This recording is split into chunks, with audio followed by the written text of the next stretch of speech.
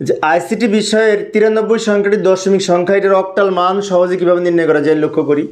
প্রথমে 93 সংখ্যাটি এখানে লিখে নিব, তারপর এটাকে অক্টাল সংখ্যার ভিত্তি 8 দ্বারা ভাগ করে ভাগফল প্রথমে লিখব, ভাগশেষ শেষে লিখব। 93কে আমরা এখানে 8 দ্বারা ভাগ করে নিতে পারি। এই যে 93কে 8 দ্বারা ভাগ করে ভাগফল পেলাম 11, ভাগশেষ পেয়েছি 5। তো এই 11 ভাগফল প্রথমে লিখব, আর ভাগশেষ যে 5 পেয়েছি এটা শেষে লিখব।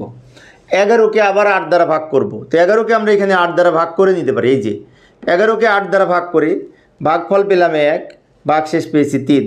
তো এই 1 ভাগফল প্রথমে লিখব, আর ভাগশেষ যে 3 পেলাম ওইটা শেষে লিখব। এবার এই 1কে 8 দ্বারা ভাগ করা যায় না, তখন ভাগফল হিসেবে এখানে 0 লিখলে এই 1 ভাগশেষ হিসেবে শেষে লিখব। এবারে ভাগশেষগুলো নিচ থেকে উপরের দিকে যদি সাজিয়ে লিখি, উত্তর হবে 1, 3, 5। এই যে